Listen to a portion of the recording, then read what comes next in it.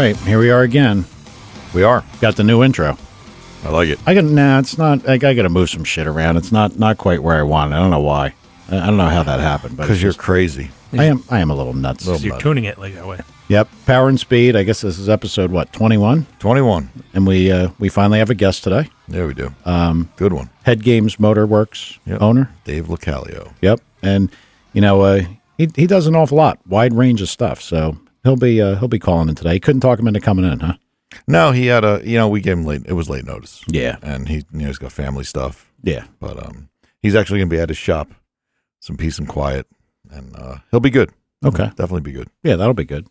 So Power and Speed, you can call us 908-751-0211. I can't imagine that there's going to be anybody calling today. Probably not. It's a holiday weekend, and probably either people were partying last night and drunk and shot today. Yeah. Or, so that's probably out. But that's right. The phone number. We're 908. Yep, 908-75. Well, we're actually a day early. Yeah. So and Tad's here. Oh, wonderful. Yeah. So, if anybody's listening, 908-751-0211, we will be taking multiple calls, so if Dave's on, and you got a question, have at it. Call in. Yep. iTunes, like us on iTunes. Make sure you tell people about us because we're not exactly advertising. We're not posting anything anywhere. Find us on Twitter. Yep. Power and Speed Pod. Yep. Got a little better at getting all our social media shit together here. Somewhat. What do you mean somewhat, Tad, you dick? Jesus. I figured I'm going to wear sunglasses in the studio now so I look cool. Yeah. It's too bright in here for you? No, I'm just kidding. And then Facebook. I just can't look cool. Power and Speed Podcast. Yep. So we've got all the social media stuff that I don't even frequent ever. We have I did an Instagram for us too. And Did you really? Yeah, and I've never done anything. We have no followers. We don't follow anybody. I've never posted a picture. I'm such a loser. I looked at it yesterday. I'm like, what am I doing? Well, you know what the problem is? We're at the age that like the Facebook stuff and everything is kind of past. And look, it's on a down decline. I mean, like you said yourself, your kids don't go on it much anymore. No, not Facebook. I mean, Twitter is I like Twitter because I have random names that I abuse people with. I asked my son yesterday about Twitter. I'm like, is Twitter still relevant? He's like, oh yeah. Yeah, Twitter's fun. Yeah. And you can I got to learn it. A lot of stories about Twitter that I could share, but I can't really share them publicly because it's a family show. Nobody will listen ever again. So I guess I know with Dave coming on, there's some things that you're going to talk about that's even a little more interesting. Oh, yeah. We got some stuff. But I know one of the things that you had to do was the Camaro, your Camaro, is actually going to make it out of the garage. Now, under its own power, or is this... No, we're just doing a photo shoot next week for our 50th anniversary, and my car is going to be one of the front and center cars. It's really cool what they thought to do. We have a lot of people who work for us, and anybody that has some kind of cool car, because there's a lot of car guys at our plant. We're bringing our cars in front of the building on a Saturday, and we're going to shoot a wide angle, panoramic of it, and it's going to get in the back page of the catalog. Okay. And there's going to be a description of all the cars and who owns them and what we do and all that stuff. So Now, how many cars are the Manley employees for the most part? The car people, like, do they have? Yeah, some are. I mean, not everybody. We have I'm not going to say how many people we have, but we have well over 100. And I don't remember the car count, but there's a bunch of cars. Yeah, one guy's a street racer. We know that. Yep. He'll be there. He's got multiple cars. Yeah. I'm going to guess because I saw the layout, but I didn't count them. Maybe 25. Okay. So it'll be cool. I mean, there's some Corvettes, some race cars, a bunch of Camaros, maybe some imports. I mean, you got to have everything, man. I know. And I mean, I guess the import side is... Actually, the owner has an ISF, Lexus ISF. ISF. Yeah. That's not, it's not the LFA. No, it's not the LFA. No. Yeah, that's a neat car. It's a very neat car.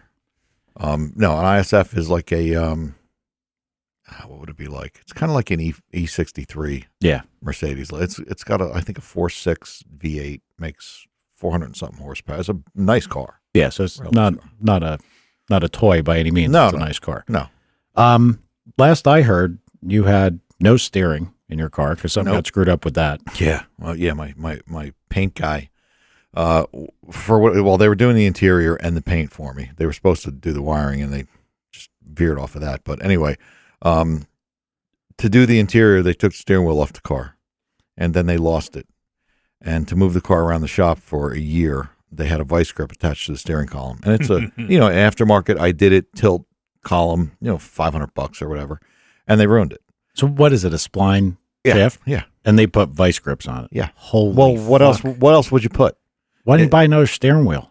Or buy a hub? Or put anything. You put the hub on and put the vice grip on that. Yeah. But no. Ruin a, $50 hub or whatever it is, or $40 hub. Jesus. So I got a $500 steering column that I never have driven a mile, that I had to take back out, send back to the company, and $220 later, new shaft, new turn signal thing, new hardware kit.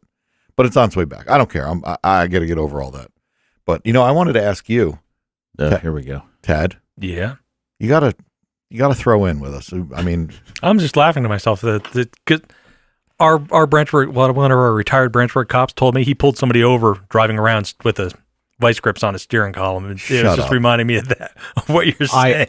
I would have bet that would have been you, because I've seen a lot of the shit you drive, you fucking weirdo. How about the shifter in his Tad, I would almost dispatch you right now to drive home and take a picture of that shifter handle so we could discuss it. I actually have a video of it on YouTube. We don't need a video of it on YouTube. But at some point, I promise anyone listening, we will dive deeper into the mess that is Tad sitting across from me. No, the jealousy that everybody else here has against my shifter. So yeah, all right, whatever that is. So yeah, the question for you, as you know, we did the motor for that car, between 6 and 7 years ago, right?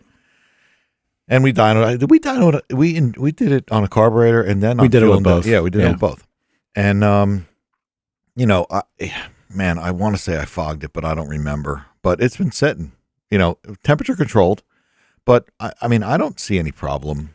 You? I would tell you that if it was temperature controlled, that's a big part of it. And this is like a motor storage tip for anyone. The last thing you want to do is have the motor sweat inside. Right. So temperature controlled. Well, let me qualify that. It was in a storage trailer in Florida. So I don't know if there's potential for sweating down there. I think whenever you can end up with dew on the grass, you could have sweating, because it's just dew point. Ruh-roh. Yeah. But it's in a sealed container, so. What, you think that it's hermetically sealed and there's no moisture that gets in a container? I doubt those containers are well sealed. Throw it in the water, see if it sinks. Well, I think it was hermetically sealed. Really? It's a sealed container? No. All right. Well, then I just made that up. That's a tough situation. But I always used to yell at customers, and it was so funny. Anybody that's never been around a motor on a dyno, if you started up a motor and ran it for, say a minute, because you're just setting timing or whatever, and we've had customers come in and they want to start the motor, get it running, and then they feel like they immediately need to check the valves again. Look, you can hear if something's going on, right? And if you left something loose, you're stupid. Right.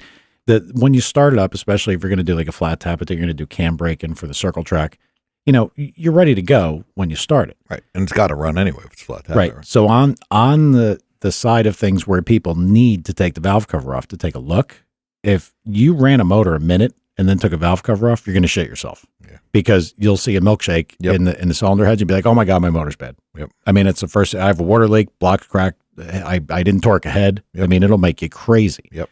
And that's because of the temperature shift inside the motor. Water starts to condensate. Does synthetic do the same thing? They all do mixed? it. Yeah. All right. It's not an oil thing. It's not an oil thing. So realistically, what has to happen? You have to get the oil up to a reasonable enough temperature that it starts to burn the boil moisture. Burn off. off the water. Yep. Right. So you'll see, and look, if you watch a motor on a dyno, people see the little bit of fog coming out of the dry sump tank. That's water. It's not combustion byproduct. Most times it's water, unless the guy's got something blowing up.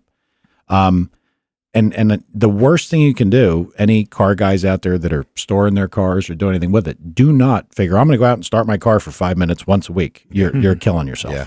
Yep. You might be able to, keep the cylinder walls a little bit of oil on them, and that part of it's good. But every time you shut it down, that's what you get. Yep. And it's bad. And then you get water in the oil pan, and if you do it long enough, you'll end up layer. with a lot of water in the oil pan. Yep. A lot.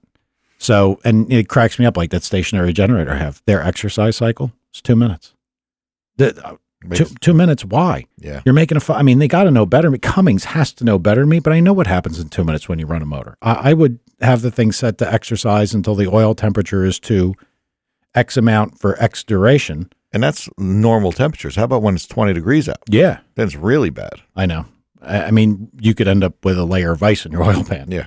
So now to go back to what you said, not changing temperature from a running environment, but just sitting. It'd be slow change. Yeah. But I can tell you this, that before when we first built the building here, the back wasn't insulated, sheetrock wasn't up, nothing was done. And it would sweat inside the building. The concrete floor would sweat. Things in the building would sweat. Things were just damp and awful. Yep. And then once you get a little bit of conditioning, and it doesn't take much, and it stabilizes that. I can tell you that a lot of shit rusted just sitting here, just sitting in the environment. Damn. So I really don't know how it's going to be. Now, I mean, you can answer this for me. I have my own feeling, and you told me that not all springs can go in as tight as I thought. We're going to have to explore that at a later date. But I have never, at least with modern day valve springs, never seen a bad spring from sitting. No, never. No. I've gone over that with some of the engineers, and because they're not moving, it doesn't really matter that they're even all the way open. Really? Yeah. That was my thought, that they could sit there compressed and not be an issue. I mean, I bet you 100 years ago, and I'm Tad, Mr. BarnFindNation.com, I'm sure you've seen some of this crap come out of a barn sat in one place, and the valve spring just would never return. Like, it was frozen where it was. I personally had that happen. You take off the retainer, the retainer, and the spring sat there because it rusted to the inner, not the inner spring, but the spring cup. There you go. Not the spring cup. Spring seat.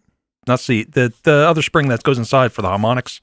Damper. The damper. They rusted together, and I hit it with a hammer, and it shot out of there like a bullet. Okay, but still had tension. I've seen springs come off things that are like one cylinder for whatever reason is like lower 2/3 of the height it's supposed to be. Really? Yeah. Yeah, after, something sitting. But I mean, again, that was probably material from years ago.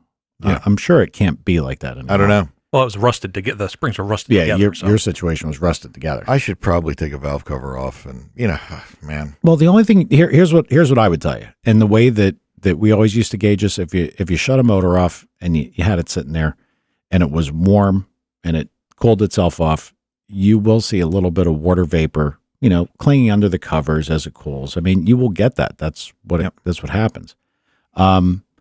Is there oil in it? Has there been oil in it the whole time? Yeah. Okay. And you don't think you fogged it? I don't remember. Yeah. I mean, look, I'm equally. I know it's sealed. Yeah. I'm equally as guilty. Brian's one race car, and we put it away after Florida. If I knew we weren't going to race it as long as we haven't raced it for the big block car, I would have fogged it. And everybody always asks, what's the best way to do it? I don't know. I couldn't tell you. Yeah. I take Marvel Mystery Oil, mix it with gasoline, and bring the motor up in RPM and, start feeding it in through the carburetor like you're choking it, and it will smoke like a bitch. Yep. If you have neighbors close, they're going to be pissed. But Marvel seems to do a very nice job, and it burns off pretty cleanly. Well, here's one for you, because the dealership that I work at, they had a 1954 Chevy convertible that they got out of somebody's storage sitting there since 1970-something. Right. Goes check the oil. It's way above where it should be. He's like, oh, boy. Drains it. Water, like about 3 or 4 quarts of water pour out of the engine. Okay. Right. Miserable. Takes the oil pan off. The engine looks brand new inside. Mm-hmm. No rust, no nothing. So I don't know if the oil coated and then kept the water from rusting it, because it looks like a brand new engine inside. Well, I mean, certainly you know that oil will prevent rusting, but right. I mean, you could take, and it's really messed up how it works. You could take a crankshaft apart, and the thing's loaded with oil, and it came right out of a motor, and set it in an area that it shouldn't be, like a perfect area, like the shop when it's sweated. And certain areas of the crank will rust, and certain areas will never rust, like what I would venture to say would be 100 years. I don't know why it happens. So, but that's why things like Cosmoline and everything else are a much better preservative. I mean, everybody's gotten a crankshaft in a bag, and it's loaded with Cosmoline. It's full of stuff, and that's that's how you should do it. But obviously, you can't put Cosmoline in the motor. So, I mean, Tom, here's what I would tell you. I don't have one because I never bought one, but a borescope would be a nice way to go in and maybe try to peer at the cylinder walls. Well, actually, we have them. All right. Okay. Since yours is an SB2, I believe the exhaust port angle, because it's such a raised port and such a straight shot, you might be able to get an exhaust valve open enough to look at the cylinder wall. Yep. And, I mean, look, you'd even open it with a spring tool. Just, be ready, because I got to tell you a story about that. John punched himself in the face when the spring tool broke when he was really pulling on it. You should be able to pull it down. You could look at the valve seat of the valve, the seat of the valve, and see if that looks a little crappy. What you might want to do is take the cover off first. You have port plates over it? Yep. Okay. Port plates with a gasket. Well, no, I'm sorry. I have headers on it, but they're taped. The headers are taped. Yeah, I had multi-piece headers or single-piece headers? At that point, they're single. Okay. Yeah. Well, that's at least so you got a gasket. Yeah. Single-piece header. Yep, and they're taped closed. I would tell you that before you do anything, take the valve cover off, find an exhaust valve that was already open. Because I'm not worried about the valves being having any kind of issue. Mostly because they're titanium. It's really inert, and they don't really rust at all. Do you have tie valves on both sides of it? Uh-huh. Oh, money. Did you really? Mm-hmm. Yeah, I guess an SB2. Yeah. Long valve. Uh-huh. Well, I try to get a good look at the valve seat. I don't know if a borescope will let you do a 90-degree turn. I mean, I would think a dental mirror and flashlight, maybe look up at the seat. What are the seats in the heads? Beryllium. They probably don't rust either. Nope. All right, Yeah, I'm not worried. I'm worried about cylinder walls. Well, that's all. I would think that because of the angle, the valve angle of that, how high the port is, you could probably get a pretty good look in. You might even be able to get a physical look in to the cylinder. Yep. And, put the piston down at each hole and look. It's probably the best you could do. Yeah. I really don't know if it's going to be okay. I've asked you about it a couple times. Yeah, I don't either. But then, we talk about people that find a car that's been in a barn for 30 years. And we deal with. Put gas and a battery in it. It starts up, smokes for 10 seconds, and it's fine. Yep. Yeah, I know. The people don't know yet, but my brother makes fun of me. Everybody's made fun of me. I'm neurotic, but I'm usually right. Mm-hmm. And I hate that, because when I got to tell a story. We started Brian's car up, the one race car, started in the garage, started up, looking at oil pressure. And I was like, idle oil pressure with this dry sump deal cold was always 65. Always 65. Mm-hmm. It's 60. And I was like, Brian, I think this thing's getting hurt. You're a retard. What the fuck is wrong with you? There's no way that thing's hurt. We just raced it. It's fine. I said, Brian, I'm telling you, I think something's going wrong with this thing. Got into a big argument. Never ended up racing. Took the drain plug out, looked at it, didn't see anything, and except for one or two little pieces of copper. And I said, Brian, I'm telling you, this thing lost 5 pounds of pressure, dude. Things don't change like this. And copper? Yep. And but little pieces. Yeah, but it's copper. I know. And I said, look, fuck you, taking the pan down. Took the pan down, center main's gone, crank was cracked. Yep. So I'm very pessimistic. So I would lean towards the sides of yours. If it was a regular customer, I'd be like, take the heads off before you do anything. Yeah. But I mean, you're a little more equipped to handle this and get the work done and get everything done. So I'm starting it up. Probably can't hurt. Yeah. I mean, if you see any rust, and again, another thing, the amount of rust in the bore, you're not racing a comp car. You're not racing a pro stock car. If it happened to knock a little bit of seal out of the ring area and you lost 10 horsepower, do you care? No, it'll be fine. How many miles are you going to put a year on this thing? I don't know. I mean, you've got 1,000. You've got your minivan to use daily. I knew he'd get it in. I knew he'd get it in. Oh, I'm hating. Yeah. Yep. Yeah, I'd say start it, run it, leak it, and hope for the best. What else are you going to do? That's all we can do, right? Yeah. So, Tad, what do you got? Absolutely nothing. Well, really, dude, we're one day earlier than we're supposed to be, and you got nothing. Boom. You woke me up watching TV, zilch. Yeah, he was all bummed out that he couldn't work on his car. Yeah. And that was a nightmare in itself. You should have been up at 8 o'clock working on that thing. Nah. Why would you want to work in the middle of the heat? Is it hot out? I don't even know. Not really. It's not bad. It's been a nice weekend. And like I said, we're not expecting a lot of listener attendance today just because of the day that it is. It is kind of a effed up day. I mean, none of us really had all our shit together because we don't really do much show prep till Monday anyway. Yeah, right. I can tell you I had an interesting story over the weekend. First, I'd like to announce that the Corvette has not blown up again. I meant to ask you that. No, sorry. It's actually, they did a great job on the work they did. It's been very good. But the other night, I was just a little miffed at something. I don't know, like just thinking about something that was bugging me. So I went out and beat on it. Mm-hmm. And, I beat on my car in very specific locations that I know are kind of safe, tough for a cop to hide. If a cop was on the other side of the highway, there ain't no way in hell he's getting to a turnaround to come get me. Well, I broke that rule, and on a very, I'd say, rural highway, something tickled my balls, and I said, "Fuck it, I'm leaning on it." Did you first tickled your balls? Yeah, let's just Good, you noticed that one, not me. Shut up, Ted. Jumped on the throttle, first, second, third, top of fourth, shut down, look up. Here's a fucking cop. I'm like, motherfucker. And I'm like, I'm done.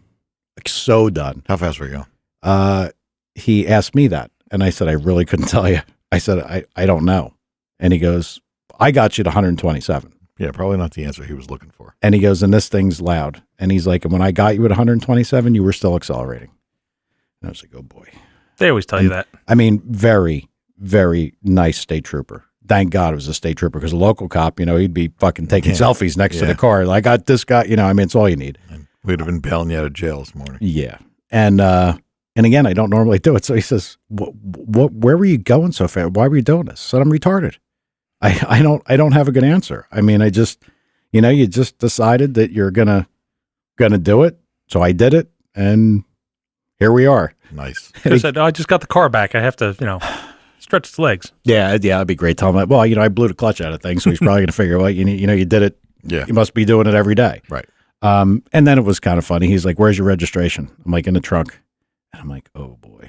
And so I open the trunk up, I tell him getting out of the car. I get out of the car, and I handle myself well in front of the police. Yep. Hands on the steering wheel, so that, don't get pulled over and start diving under your seat looking for your shit. Wait for them to tell you, get your shit. I go to the back of the car, I open up the truck, and there's my other license plate. So, just serves as a reminder, yes, he's like, why isn't that on the car? And I'm like, and I'm looking, he's like, it's a pretty simple question. I was like, you're not going to like the answer. And he's like, what? I said, I don't want to put a bracket on the front of the car. And he's like, how's your record? Better now. And he's like, how bad is it? I said, I think I'm under 12. And he goes, where were you? I said, in the 60s. Seriously? And, he's like, how did that happen? I went through the whole story. So he's like, all right, get back in your car. And he came back with just a seatbelt ticket. And he was very, very clear to me. If I ever see you again doing something like this, it's going to be very, very bad for you. Yeah. And he's like, I will make sure that your point total that you had is nothing compared to what happens. And I'm like, completely understood. So, I mean, don't want to get the guy in any trouble. I'm not going to give his name, but if for some reason or other this happens to cross your ears, thank you. Because I'm sure 127 and a 50 would have been bad. Yeah. Our state police are good. Sorry, Ted. No problem. We'll talk now. 127.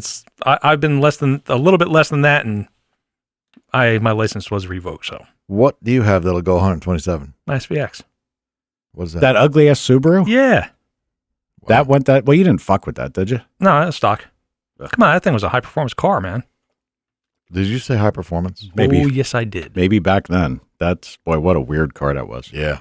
It was heavy, but ugly. Nice. Oh, we got a call? But no, I'm just saying, I don't know what time you have Dave scheduled to call on. Oh, well, he's anytime now. Okay. I'm waiting on him. All right, good. Now, you're going to talk about something with Dave that I think is actually quite interesting. And I really hope that nobody squashes that if they've heard anything else.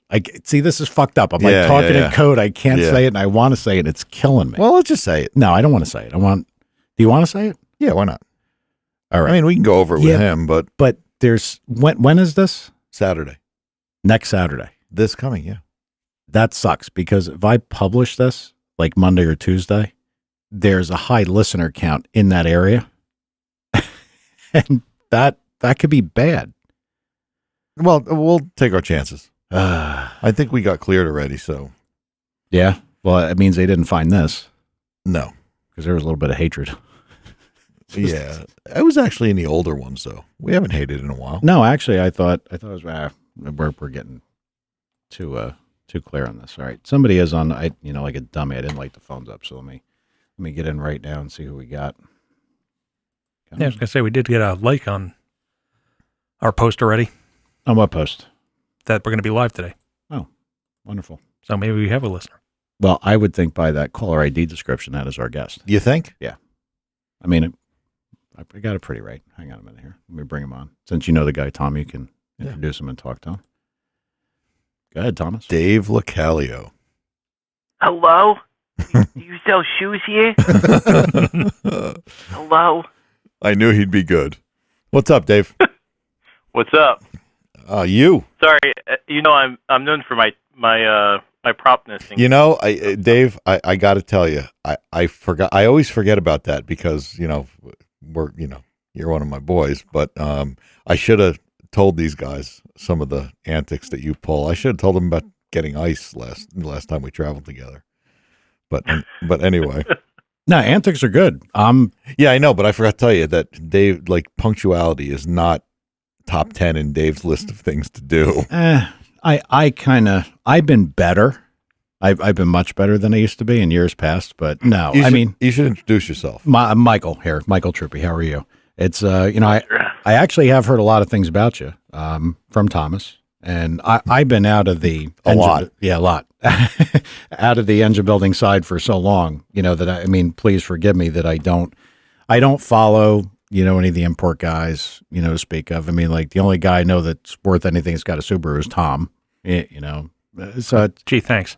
Well, Tad, your thing was a bag of shit. That stupid lock differential. You could a stupid clutch. You couldn't even drive it. It was awful. Mm-hmm. I feel so. Yeah, he had some Subaru with a locked up center differential or something, and it was just, if that's what your import customers are like, you have to deal with. I feel sorry for you. No. Well, we'll let Dave talk, but Dave deals with a pretty good clientele. He's most of my guys are 600 to 2,000 horsepower, or maybe a little bit more than 2,000 horsepower, 6 cylinders, and we do a lot of 8-cylinder stuff too. It's a little less, less publicized, but. And you do some 10-cylinder stuff too. What's that? You do some 10-cylinder stuff too. Yes, we do some Vipers and some of the other 10-cylinder variety. Yeah. We have to keep hush about those things. Yeah. Gotcha. So, Dave, let's talk about how you. I've been telling these guys you've been a car guy forever, and it's actually pretty cool your story. Being a car guy growing up, and then going. Well, why don't you tell the story? Going to school, and then your first job and all that stuff. Well, I've been in the car since I was in diapers. I have pictures of me. I used to drag my parents to car lots just to look at cars. Bring them to used car dealers and new car dealers just to look at them when I was little.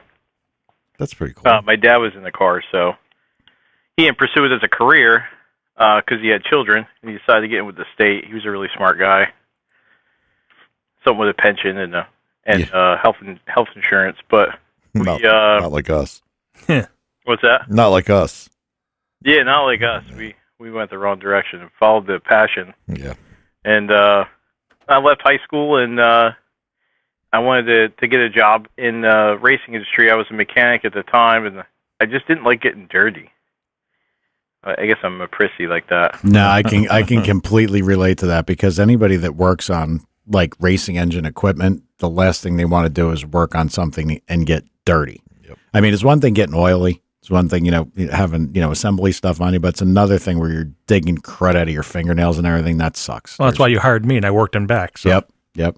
Everybody's got one. I dirty you stayed up and on the phones. Everybody's got one. Yep. Jesus, true. Yeah, so I lived there. I went to school. I went to School of Automotive Machinists in Houston. And I ended up getting a job there.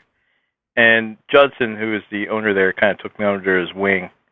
And by giving me a job there, he opened up a lot of opportunities. I met tons of people, like Jeff King when he was the owner of Holly. Yep. Or I'm sorry, not the owner, but the president. Yeah, president. Butch Bass. He was from, I think it's at Pro Media. Pro Media. Well, now he is from Pro Media. He's really tall. The newest addition to the Power Block, Pat Topolinsky. Yep. He was one of my. Actually, I recruited him at our school. That's what I did there. I was a director of admissions, and I recruited him. He ended up. I mean, he was probably the baddest dude that's ever walked into the doors there, and he ended up working for Mark Powick for I think about 8 years now. Yeah, that's a. He just left there and opened up and started with Power Block. So I got to meet some really interesting people throughout, through my school stuff. And then one of the people I got to meet was Pat Musey, because we followed the NMCA tour with we had a 275 drag radial car. School built, we set records with it. Actually, the first time out, we set the record in the class, won the race. They tore us down. They couldn't believe a school would actually be able to do such a thing. Now the school's kind of known for its drag racing and exploits, but back then it really wasn't. So I met Pat Musey, and I went to work for Pat Musey. When I came home, I had a job offer at Holly. I had a job offer at Comp Cam. Scooter Brothers, great guy. He wanted to give me everything I was going to be part of the NASCAR program over there, but I really just wanted to go home. I wanted to go back to New Jersey. Now, I want to ask you a question while you're telling this. When you worked for Musey, were you strictly a cylinder head guy, or were you general, automotive period? He would let me play with the dyno. I used to clock out. Some of the engines there were just so cool that I didn't want to. I mean, I enjoy doing cylinder heads, but I really like making horsepower. And when you're working there, you're on the other side of the dyno, and you hear those things fire up and hit the button with nitrous and listen to that thing scream. I just some days I would clock out and just help him out on the dyno. Right. But nothing I got paid for, but I got the experience of doing it. Is that when Scotty ran the dyno there? Nitrous guy. What's that? Is that when Scotty ran the dyno there? No, it was before Scotty came there. He was still at P&G. Oh, okay. So Pat was doing it. Pat was doing it, and Dave. Oh yeah, Dave. That's right. Yep. Yeah. And the Swede, yeah. Robert. Yeah, he's still there. But they working at Pat's was like just an awesome experience. I got to work under Tommy Gonzalez, who was a really good head porter. He's just a hand head porter that, and Charlie. Charlie. Oh yeah, Charlie. Charlie used to. He was married to Harvey Crane. Harvey Crane's daughter had a couple kids with her, and they split. They came up here, and I got lucky enough that he worked at Pat's and taught me how to do short turns and combustion chambers, and I know his stuff was in IndyCar stuff back in the day, but so I was involved in domestics for a really good portion of, like, I guess the beginning of my career. I've had Grand Nationals. I street raced back in the day. I used to street race down Northeast Philly. Mm-hmm. That's kind of what fueled it. Interesting. Actually, I got caught street racing with my father in the car with my. Well, I only had my permit. Oh, so wait. Hold up. You were street racing when you just had a learner's permit? Mm-hmm. Oh my God, that's pretty cool. Really cool, Dad. I guess so. My dad would have kicked my ass. Yeah, no doubt. Well, he was with me, but he didn't like getting yelled at by the police officer. That was the last time that he went street racing with me. I had to wait until I got my license to go back. Wow, I was surprised you were even allowed to go back at that point. That's a pretty cool dad that would do that. I mean, my dad was always into performance, period, but there were a lot of like pretty hard rules, and the street racing thing was one he always wanted us to stay away from. Yeah, he wouldn't have been down with that. Not my dad. No way. Wow. No, he wouldn't have. So I've never been to the Philly locations, but I know for a while that was pretty serious there. There was a lot going on there all the time. What years was that? Like how long ago was that? We're talking 98. Well, this was the ticket thing would have been like 92. Okay. 93. Gotcha. And then I raced there till about right when Fast and Furious came out, because that kind of destroyed street racing. Yeah. That's when all the import guys came out. And I wasn't an import guy. I did not like imports. Hey, Dave? Do you know Dave Acker? Yeah. Yeah, I mean, he street race with him down in Philly. Yep. Well, I used to watch him street race. He was much faster. Yeah, he was the man. I mean, he's still still involved. Yeah, between him and Mario, I try to remember Mario's last name. They had Mario had an El Camino that said "Bad to the Bone" on the back of it. I would say both those cars were maybe the mid to low 9s back then. Yep. Which was really fast back then. Yep. Not really fast now. Especially on the street, they weren't tubbed. 10-inch tire. And Dave had the Capri at that time? He had a 69 Camaro, an orange 69 Oh, that's Camaro. right. Back then. Yep. Wow. If I remember correctly, it was a small block car. Yeah, we talked about how much stuff changed. Like when we frequented some of the street racing locations, like my brother and I, you'd look at a big block and you'd say a big block should be about this big. You know what the components are. You kind of knew the physical limitations of what was out there. That you could get a better idea. Yep. But now, I mean, the amount of progression that happened over time. I mean, what is streetable? I mean, could you imagine going back into the early 90s and saying, yeah, I'm going to drag race a guy in the street and the guy makes 2,500 horsepower? They'd be like, you're high. There's no way that could happen. It would never happen. Nope. And now today, you could roll up to race somebody on the street that could have probably a 3,000 horsepower streetable car. Yep. It's crazy. Only because of turbocharging. Yep. Yeah, but just everything that can be done now. And I mean, I guess some of your work is, obviously in the import and probably on the turbo side of things, there's the power areas are incredible. What can be done now for a street car. Yep. And we should say engine management as well. Yeah. All that IndyCar stuff coming, like Motec, all that stuff coming into our realm, getting affordable. Where we have traction control, we have telemetry, we have anything we can, those guys had back in the early 90s. Right. So Dave, tell us about the car.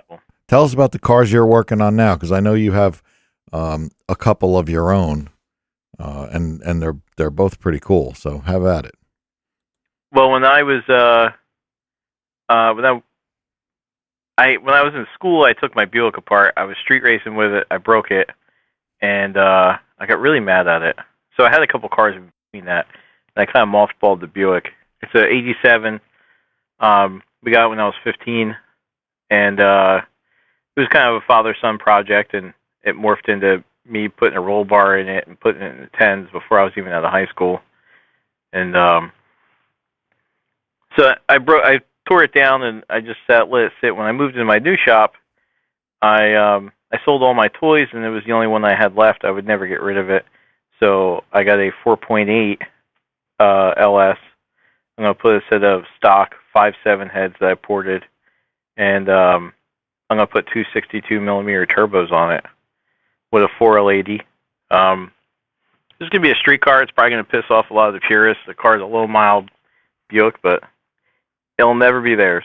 So that's right. And I also got another project that will also never be theirs. I got a 90 Mustang GT I just picked up as a roller, and I'm going to put my 2JZ stuff that I bought from my Supra. Oh, yeah. Full of Manley components. Yeah. Yep. And, we're going to put a Borg Warner 9180 turbocharger. It should make about 800. Yeah. 900. So that's two fun cars. Fun little car. Yep. Turbo 400. That car I want to street race with. Roll racing has kind of taken over a lot of the street scene. Or maybe not taken over, but it's gained a lot of presence. Yeah, it seems to be more popular now. Why is that? Especially in Texas, but it's moving back up here. Oh, I think it's more popular now because cars that the power they make now, you just can't hook them. You just can't. Without breaking them. Yeah. See, that's the one thing I don't like about, like if we're talking about the import guys, and I don't mean to piss on the import guys. It's not all import guys. No? Like what breaks? Well, I mean, rear ends, drive shafts. I used to get that from the front wheel drive guys. They wanted to roll race because they can't get out of the hole. Yeah. Well, there's plenty of Corvettes, Vipers. If you look on, Mexico Racing League, there's everything. Really? Yeah. Yep. And Dave does cylinder heads on Very a lot of rare them. You see, you'll never see. It's very rare you see a Supra break. True. They kind of stay together. Yeah, they do. I mean, but part of the reason why you see some of them things break is they got the wrong components in it. Well, that's true. You know, they're making X amount of horsepower and they got the wrong components, so they put a rod through the front of the block, or you know, they got the wrong parts in it. I don't think that's anything to do with the import. It's just the owner of the import. Well, yeah, that too. But well, I mean, see, and again, this is my experience from years past, that when you were starting with an import, you were dealing with something that was kind of designed to do its job and its job only, where, like, I would say that the term headroom was available, say, in a Corvette, or, you know, you could go a little further before stock componentry became a problem. But it seems like that's changed. It's the opposite now. Yeah. I mean, you can run, Dave could correct me, but you can make 1,000 horsepower pretty, and have pretty good reliability with a 2JZ in stock form. Now, please help me here. Oh, it's a Toyota. It's an inline 6-cylinder. Okay. And what is that found in? A Supra. Supra. Okay. Well, it's found in a lot of stuff. I mean, okay. It was found in, hell, Dave, you'd know better than me. What cars did the 2J come in? It came in the Supra, and it came in. There's variations of it in a IS 300, anything like the 300s. Yeah, the GS, the LS. Yep. We had a Toyota at the dealership that had that motor in it, and I wanted to buy it, but they sold it off to somebody that just wanted to daily drive it, and the guy blew the trans and scrapped it. Now, to show you how stupid I am, so the Supra was a straight 6. Yes. Yeah. Double over cam straight 6. Wow. Yep. It's got a really good cylinder head that Dave makes better. I always liked those cars. Yeah. Always liked those cars. And everybody said exactly what Dave said, that like they seemed to hang in there pretty good. Yeah. That like you could do a lot with them. Well-made car. That's why they cost so much if you want to buy one now. Are they used they hold their value. Really? Oh yeah. I think you limited run too, though. Yeah. I think you can get more money now than they were, like, by a lot than they were new. Oh yeah. Really? You're looking at $25,000-$30,000 for one of those things now. That's just because they know what you can do with it. Yep. That's pretty amazing. I always thought they were beautiful cars. I mean, to see them, you know, I mean, it was, and to watch how because like some of the times that I did manage to make it to the drag strip, watching some of these things make passes, I'm like, wow. Yeah. Like that is no joke. And there's nothing like that sound, man. No. So I have a couple cylinder head questions for you. And I understand that, and certainly, you know, say like, well, that's a trade secret, Mike, can't tell you. You do everything. You're all hand poured, huh? Everything? Yeah. Yeah. That's that's. I need to get a CNC. It just hasn't been in the cards yet. That's money. Money. Yeah. It's a lot of money. I don't have anybody bankrolling me. Yeah. So. And there's like all the super stock stuff we were involved with, everything. I mean, initially, I mean, honestly, one of the better head porters that I know of that, you know, did a lot of work for us, his name was Bruce McDowell. And he passed away a long time back, motorcycle accident. And he kind of got himself screwed up in a lot of areas. But it seems like a lot of the it's almost like the conversation about engine management versus what the car guy really knows. It seems like the very good head porters that move to CNC, they are successful. The guy that bought a CNC to become a head porter is not successful. Yeah, that would make sense to me, and Dave could elaborate on that. You got to know how they work. Yeah. And very few people do. Dave does. Well, a lot of people think bigger is better. Just make it as big as it can be, and the car doesn't hit its ass when you put the head on it. They'll just, you know, or a one size fits all. Mm-hmm. You know, big valves, big port, and they think that works, and it just doesn't. And only a guy that uses a flow bench a lot, or, you know, you don't even need a flow bench. You need a car, like a good running car, a good clients. And not just one of them, but a group of them, to kind of figure out what works and what doesn't. Well, you see, that gets into... I've seen a lot of this guys... Excuse me, what's that? I'm sorry, go ahead. No, I've seen a lot, like you said, the guys that just get bankrolled, and they buy a CNC machine just to do parts. They just do cylinder heads, and, you know, it's made a head porter almost to everybody, but they don't work right.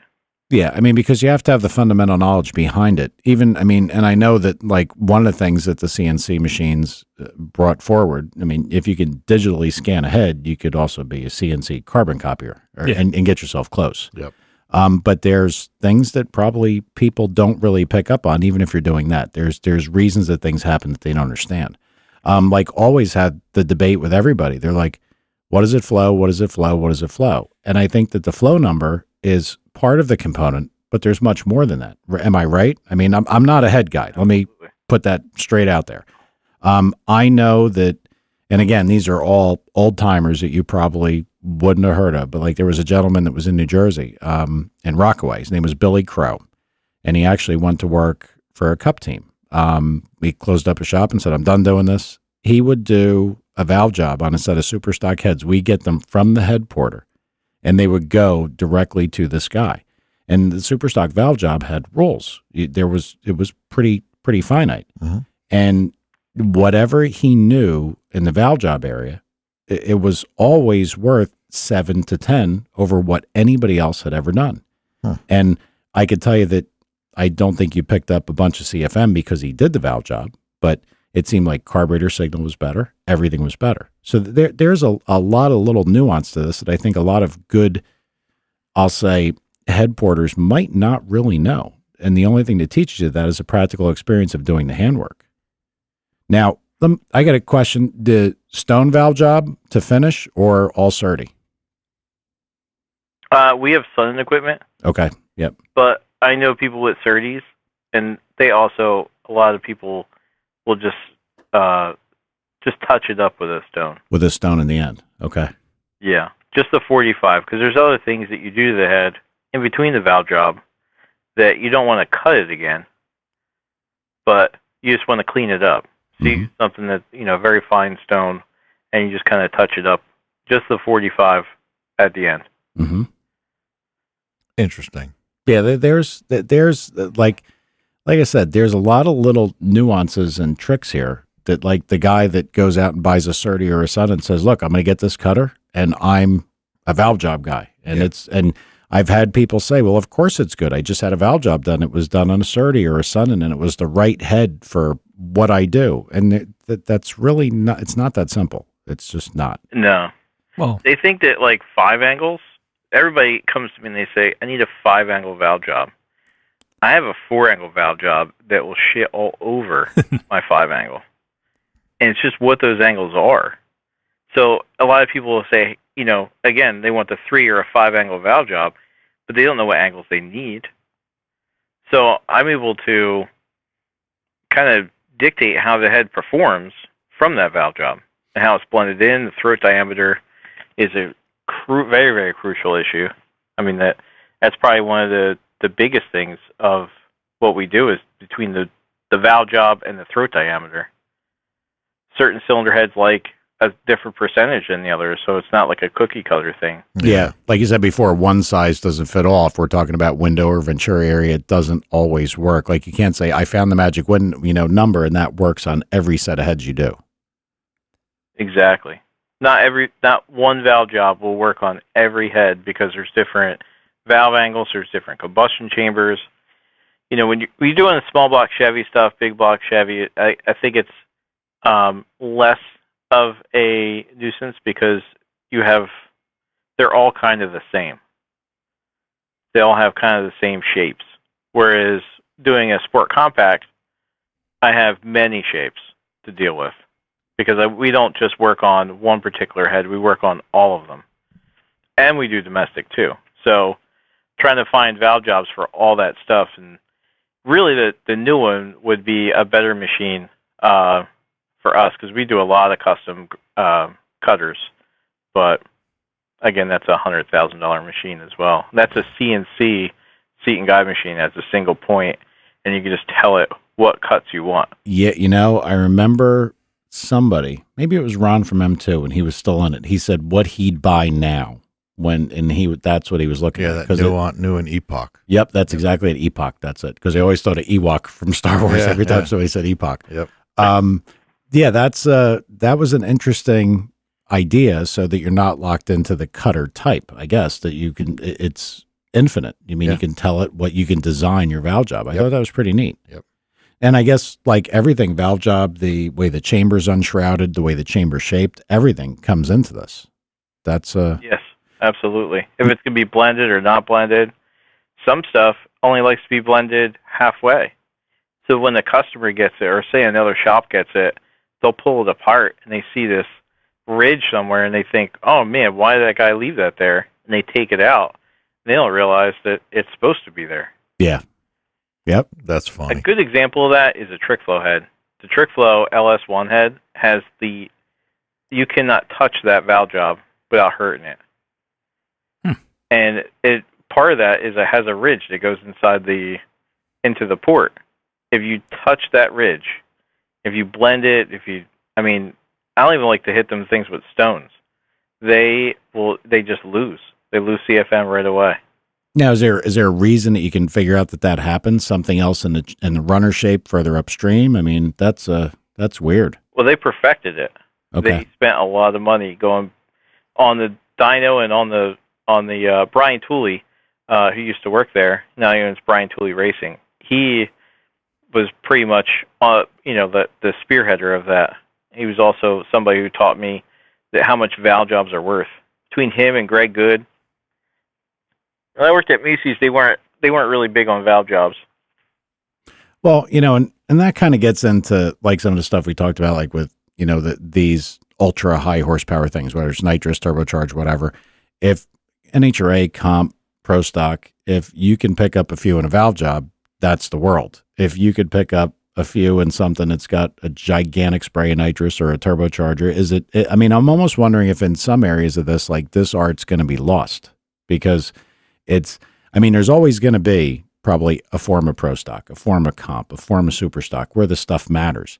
But I think that, like you talk about like nuances of piston rings and everything else, they're going to have their area that they fit into, but how many people are going to continue to learn this stuff? Because the areas that you can have this much development in are getting kind of smaller and smaller. Yeah, but to interject here, you just sold a set of heads on a small block that you had done by the guy, and the guy you sold them to cleaned up the heads because he didn't think they were right. Yeah.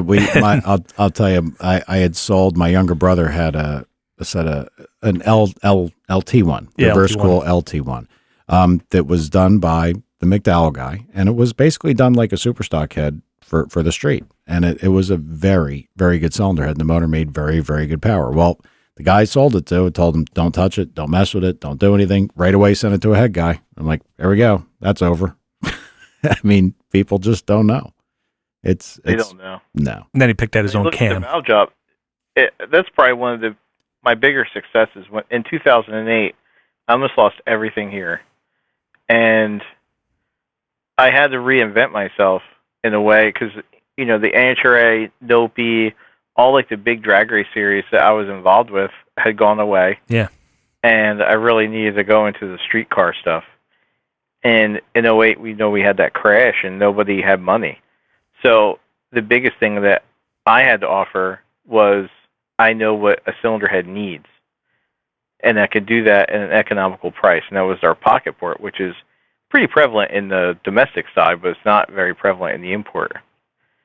So I started offering a pocket port where you do the short side radius, the bowl, resize it to the size of the valve, and a good valve job. And some of those will outflow or flow with some of the people's ported heads that they sell. The valve job. I can actually attest to that because somebody looked at one of his heads against a high-end ported head, and his head was better. Really? Yeah. Yep. I have a self-serving question. Uh-huh. Any experience with like the Brodex kind of spec head, like the track head that like the circle track hillbillies use? I looked at them, and they make no sense to me. Okay. Which would mean you can make them better. Automotive set over here. I think they're like, that's a $5,000 cylinder head. Oh no, I think you're looking at you're thinking of the big block stuff. I'm talking about the small block stuff. No, the 305. Oh no. What I do, or what my brother does. I shouldn't say what I do. We race Northeast Start Modified. And there's a 358 class, and they use a Brodex spec head, which I think is very much like a Track 1. I think that's really what the head ended up being. Yeah. But, you know, I had a conversation with Brian, because probably over this winter, you know, if he really starts racing and if we're going to do something again, you know, got to do a set of cylinder heads, and you're really not allowed to touch much on them. You know, they have gauging points, they have casting marks that have to remain in place. But I said, Brian, I said, all that matters. I said, but really, when you've got something like this, I bet your bottom dollar that every one of these guys that puts these motors together just, you know, probably grabs a Surrey or Sun and Cutter and puts a valve job on it. I said, there's going to be something to be found here. So I'm gonna have to get a set of those heads to you and let you look at them. I think they're a Track 1. I'd love to. Yeah, you should. Yeah, I think they're actually a Track 1, because I don't think Brodex made anything new. I think it was a head that they used, and they just changed the core box a little bit to put some marks in it, right, to give gauging points and stuff. I think it's all it is. Yep. So, any experience with Track 1s? I actually have no experience with Brodex. Okay. Yeah, we did a lot of darts, and my last since I stopped doing a lot of domestic stuff, most of it's just been LS1. But I'm not scared of trying new stuff. Yeah, no, and I'm not scared of looking for something. I mean, that's how you learn. You know, you try something, and if it gets better, it's better. Hey, we should change gears real quick, because oh yeah, the main thing. Yeah. So you and I have a little a trip that we may be going on, and we didn't talk about it yet because we wanted to wait for you. But is that all taken care of? I have not been on my phone, but I mean, but we're going. Like all systems are go. Okay. All right. So be on. Go ahead. No, you go ahead. Say it. I was going to say that we're going to have the first import to actually do something on Street Outlaws. Yay. Sorry, I'm the import guy here. Well, no, Tom's an import guy. That was our too. Tad, you are such a fucking retard. That was our crowd noise. one yay. What the fuck, dude? I'm a car guy. It doesn't really matter what it is. That doesn't mean to me either, but I saw that one GTR went on there and just got toasted. I was like, well, that's not a real good GTR. So, I mean, I guess you probably can't talk about what's going down there specifically, because obviously they're going to want to air the content, but it will be an import that's going to appear in the racing side of things. Yeah, it's going to be a Supra. Yep. It's going to be a Supra. It's going to be one of our... We set some world records with a variation of this car. It went low sevens, 198 miles an hour in a 10.5 inch, not a W car, but like a full Supra, independent rear suspension.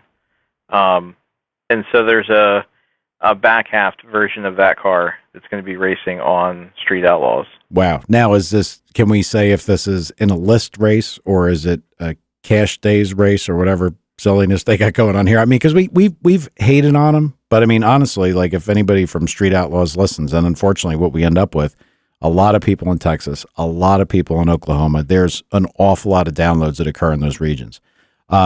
We have given them more credit than we normally would have, because it's been more about racing and less about this list stuff and trying to make up drama. I mean, I think the racing is really the part of this that people like, not as much the stupid drama with the list. And it's been better this year. It has been better, and I've actually watched it more often than I'd probably like to admit. It's pretty good. So now they're traveling, and they're showing some of the races that they did before the list. Before. If you go on Google, you can see old videos of Boosted and all those guys racing at the same place that they have all the lights, and they run that cash days, and right.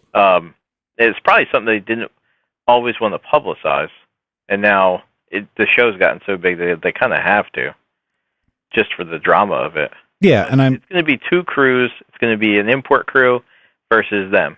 Okay. And you're going to do it in Oklahoma City. All right, and you're got a guy that's part of the import crew. That's good. That's really good. Yeah. Yeah. So me and Dave we're gonna fly down there and try to get our faces on somehow. So wait a minute, you are actually gonna be on Street Outlaws? Well, I mean, one of the guys in the crowd. Yeah, we're gonna try. That's the idea. We're gonna put Tom in the dress and yeah. Dave likes me in that little sundress. I bet he does. Yeah. I got pictures of that. Oh God. You blew it again, man. Why would you have pictures of me in a sundress? Because I might need them later on in life to get when I need something. Be like, Tom, remember that set of pistons I needed? All right, just so everybody knows, I've never been in a sundress. So. I'm not so sure. Anyway. Until on TV. Yet. Yeah. So, yeah. Street Outlaws might make you do it. I never know. So we're going down there. I'm pretty excited. I think it's going to run, and all those guys are super cool from the Street Outlaws. I got to hang out with them at when we went to Texas 2K, and Daddy Dave actually was driving one of the GTRs we do cylinder heads for from Boost Logic, and just a really cool down to earth guy. They're just car guys like us. Yeah. And I mean, I've said many times, like the chief guy, he's a great narrator, like storyteller. Yeah, we've never hated on him at all. No, he's good. He's one, and he's the reason, his personality is why he's the guy that's always like the presenter of the show. He's really good at that. And like the Daddy Dave guy, he's kind of cocky, but I think some of that is for the TV stuff. Is that the Sonoma guy? Yeah, the Sonoma guy. Yeah, and I mean, you can come across like the Booster guy came across as very cocky, but I've heard from other people that he's not quite as big a dick as he seems like, when he's on TV. But I mean, it's got to be entertaining. Yeah. But yeah, it ought to be great if you guys are right there on set. That would be awesome. That'd be really awesome. You mentioned Chief, and one thing I wanted to say, I read an article about when those guys decided to take the Murder Nova to the track and run 10.5-inch tire car, that he was mentioning how everybody was looking at them, and he knew that everybody would be judging their performance. So it's a lot of pressure to go from being somebody who is on TV and everybody's already has their expectations on you, and they decided to go for it anyway, which I think is very courageous. Yep. Some people would shy away from it because they don't want to be seen, or they're worried how they're going to be viewed afterwards. There's a lot on the line there. Yeah. Well, and then the fact is, after it. Well, and the car went really fast, so that didn't hurt. Yeah, no, I think overall, I mean, those guys they're really out there doing it. The only thing we always picked on was the silliness of the show, and it wasn't as much those guys. Look, those guys were the cast. There was somebody that was directing. Yep. Said, you guys do this, and we'll have you ride this mobility chair or whatever. And they're like, okay, I'm on TV. Okay. Yeah. I mean, and, we have hated on some of the stuff, like where they race, a lot of what you see, the streets lined with telephone poles. I mean, and from a safety perspective, as you get older, you start to think about more shit like this because more of your friends have got fucked up over the years. I mean, it's, but yeah, I got it. I'm excited. I wish I would have known sooner. I would have liked to try to get down there. Well, it's only a plane ticket away. Buddy. Nah, I got shit I got to do. Yeah. Have my Las Vegas rubber nose and glasses and everything. Yeah. Dad, trying to get out there. So, hey, hopefully we'll have a good showing. That's the biggest thing. You see a lot of the guys come up against them, and they're used to driving on the track, and then they race them on the street, and those guys know how to get a car down on almost any surface, it seems. Yep. So they're a really tough crew to run. Well, they certainly know how to get down their surface, which you would think they should. But the car that's going there, it's got enough tire on it, and I don't know. I'm pretty hopeful, knowing how those things work. It could be pretty cool. And I got to tell you, from watching the show, GTR going. Yeah, from watching the show, I think that if they got a whooping, I think they'd record. I think it'd be legit. I mean, I guess if it's not, you might say something. I don't know if you're going to be able to say anything, but if it's not legit, I mean, no. Well, now it's an episode I want to watch. So just because I'm on it, yeah. Okay. Let's go with that. Yeah, I'm going to look into the crowd. Hey, I know him. No, it's not. Around the sundress. Yeah, the guy in the sundress. Hey, Dave, did you just say? Did you just say that somebody's going with a badass GTR too? No, I hope they are. Oh, okay. I'm only familiar with what we have, but because I think I'm really hopeful that just on the QT, I think there's an RSP car that's going there too. Another Supra. Oh, that would be nice. Yeah, I mean, I heard that long ago, and this would, if they're doing a import crew versus them, this is when he would go. So this might end up being really cool. Yeah.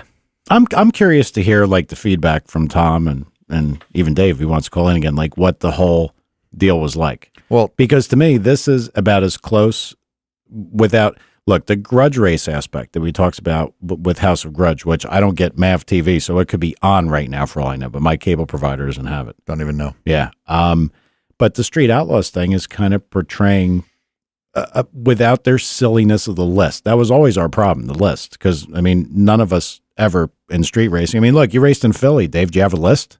I mean, we didn't have a list, but we kind of knew who was faster than who. Exactly. Oh, we had that. I guess we could have put it on paper, but yeah, but who's going to walk up there like and then these scheduled races? Well, he's faster than him, so we'll go out just to say I'm number. No, nobody. I mean, maybe it's like that down there, but I think that was all a creation for TV.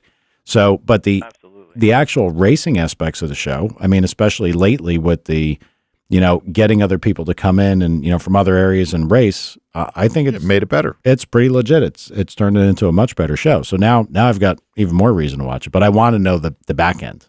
Like how things are working in the back end. We should have had a car being built to go there. You're high. I'm not doing that. Yeah, I know you're not. We should have. I tried to get him to, Dave. My Subaru's just sitting there waiting. No, I said I tried to get him to build a car. We would do some engine stuff and whatever. But I mean, look, the problem is that is, and Dave will tell you, I'm sure that's a serious level shit down there. I mean, we're not going to be able to build one. All right, so the last thing I want to do is build one, go down there, and get my ass kicked. Yeah. That'd be the last thing. I'm not afraid of looking like a jerk off, but I'm not going to do it on TV. Good point. Yeah. No. Well, it depends on how fast you want to go. Who do you want to beat? That's like asking how much money you want to make. There is no answer. As fast as you can, as much as you can make, but that's like when you go to an environment like that, trying to hook on a street. I mean, you could do all the testing in the world. What if their asphalt is like a little different mix or something? I mean, there's so much shit. Don't know. Just don't know. They're not giving you their VHT 50/50 cut mix that, Well, I think you can, from what I saw, I mean, at least when they showed some of that, I guess, well, you know what? Both lanes are prepped equally because in the last couple shows, they were doing a flip for lane choice. Yeah. So the lanes are what the lanes are. Yeah, they got to be. Yep. I don't know. Well, Dave, you and I will talk later on because we gotta cross T's and dot I's or whatever about the trip. Although I guess we're just meeting. Yeah. We're just meeting down there, but we're going to talk anyway. I was going to say about street racing. We used to travel around a little bit as a crew when I was 17, 18, and it wasn't. I mean, don't get me wrong. The cars were only in the 10s or in the 9s, but sometimes there was always that home field advantage. People knew how much power to take out of the car. Yep. And then we always found it funny that people would come up to Philly and they would think that they had the fastest car, whether they were big. Same thing as the TV show where, guys who were really fast at the track would come out to the street and they'd think that they were just going to mow us all down. And that pecking order that we were talking about, we never had like a list, but we knew who we needed to stick on them. Right. You knew the guy to go after the invader to make sure you got his money. Yeah, gotcha. Yeah. We made sure that he knew he's not going to just come in here and hurt feelings. We were going to hurt his feelings. Yeah, and I know, like from going to Newark for the the stuff that we did, when we were all arguing amongst ourselves, trying to figure out to get somebody to get a race set up against somebody else, but then when a group came in from another town or from New York, all of a sudden it did very quickly turn from you're trying to negotiate a race with a guy that from Newark because you want to get his money, and now it turned into everybody's on the same team. Yeah, so all the Newark guys would end up racing against the New York guys, and that's. So yeah, and it got like it was almost like you threw a switch. Okay, look, we're stopping our bullshit and we're going after these guys. Right. And then everybody that would never talk or would never talk on a super friendly level is like, what do you think about that thing? Did you look at that? Did you see that? Did you notice this? I mean, it's just it was. Yeah. I liked it. I had fun. Yep. I had a lot of fun. I miss street racing. I want to go back to it. Let's do it. Ugh, not me. I did enough of that. I want to do some highway racing though. Yeah, see, that's getting 100 to 200 mile an hour pulls. Yeah, that's getting carried away. What are you gonna do that in the the Buick? That's real aerodynamic. No, I think that would be. Yeah. Those cars are not made to go. Well, I would like to do maybe the 70 to 140 mile an hour pulls. I could do that on the highway. Yeah, that wouldn't be bad. Is that like a class of racing that they're doing? They have like these ranges of roll racing that they do? No, I mean, yeah, they do, but. See it on YouTube like a lot. Thing everybody knows the 70 roll. Sometimes the cars make so much power you can't really go from a 70 roll because it'll just spin. Yep. You know, kind of like they can't go from a dig. They also can't go from a 70 roll. Yep. Like some of the heavy hitting Lambos, 70 miles an hour, they'll almost change a lane. Yep. I mean, they're all wheel drive, but they make 2,000 horsepower or 1,800 horsepower, and they'll just skate across the whole lane. Yeah, it's insane. So they have to do it like 100 or around a little bit over 100 and do like 100 to 180 mile an hour pull. Yeah, and I guess get to the point that either there's, some multiplication of downforce from the chassis, or just that it's that much harder because of the speed that you're already going at to get the tire loose. Or all of it. All the above, yeah. Yep. Well, man, I got to tell you, this was good. I hope you're going to call us back, after you guys get back. Well, he's going to come in. Oh, awesome. We just didn't give him the notice, or I would have, we'd have drove up together and we could have had him for a whole hour and been fun. Yeah, you'll have fun here, dude, and then you can make fun of Tad. Yeah. I mean, once you're here for a little bit, you'll understand all the Tad stuff that came out of. You'll get it. You'll understand. Yeah, you'll understand. Awesome. Well, the most important thing, what you should do is plug your business. Give contact phone numbers, Facebook pages, web pages, whatever you got. Because this will be heard by probably better than 20,000 listeners inside the course of a week. Yep. So, that's about where we're at. That I probably should make it quite that clear. But, we are where we are. Who cares? Yep. So, let us have all your info. Go ahead, Dave. HeadGames Motorworks, we're out of Princeton Junction, New Jersey. We work on everything. I do motorcycles. I'll do exotics. I'll do imports, domestics, whatever you have. You can check us out on Facebook. Just search HeadGames Motorworks. You can like us on Instagram. You can email me at headgames330@gmail.com or give us a ring. Phone number's on the website, 609-882-3211. And I don't know what else to say. Nothing. You done good, man. Yeah, it was great. Yeah, it was great. Cool. So you guys will be going Saturday? A lot of fun. Yeah, and we'll definitely be looking to have you back, especially after the. Now, one last thing: the episode that the Supra will be racing on, you're probably bound by something that you can't talk about anything until it airs. Don't know. Yeah, I'm sure they're gonna. Yeah, probably. I'm sure there is. Yeah, I'm sure there's got to be stuff that came out. Like they raced in Texas 2K, and I haven't seen anything about it on online yet. So okay, yeah, I'm probably wait until they're about to do it. Yeah, there's got to be some kind of non-disclosure thing you got to sign. Yeah. So we'll get you in, and then we could talk about it a little bit. But I'd love to do it after the episode airs. Yeah, we'll have to work that all out. Yep, we will. All right, man. Well, thanks. Look, I really appreciate it. I enjoy talking to guys that kind of understand how everything works, like the head side, because for me, I can always learn something because I was never a cylinder head guy. Never was. So it's always good for me. Well, we'll get him back. It was a pleasure. Talk to you guys soon. All right. I'm going to get you a set of those track 1 type heads because I got to find a little something on these other hillbillies. I don't know. I got to get a little better. All right, Dave. Thanks again. Cool. Thank you. Thanks. See ya. Later. What a good dude. I told you. That was so funny. We started right off the bat with the have you seen my shoes thing? A jerky boys kind of thing. Yeah, jerky boys thing. He's good. He's funny. Yeah. And, I like a lot of things he said, and I didn't want it to come out that I was quizzing him. Like somebody had actually sent me a text message. What are you doing? Trying to see if the guy really knows anything? And no, that wasn't. But when you got a guy, he said enough things that I know he understands, like the things of the valve jobs and he knows why. And these are the things that when you always talk about as an engine builder, you take somebody else's stuff apart and you're like, and I have to compete against this guy. You see a guy who's got, like 100 thousandths wide, 45. It's wider than the valve. And you're like, what? Yeah. These guys, you can tell he's the real deal and he knows what he's doing. I'm going to give him a set of the spec heads. You absolutely. Should. Because when I tell you, the heads that he did for my deal, when, we had a little issue and when one of the guys looked at them against a really high-end CNC ported head and they were markedly better. Really? Dave's were, yeah. Yeah. See, the thing with this thing that we got to do, this is like sort of like a stock, super stock set before they were allowed to port anything. Yep. And you don't know, you got the interpretation of the tech inspector, what you can and what you can't really do. Mm-hmm. So you kind of have to test the water test the water. Excuse me. Then you got to get failed.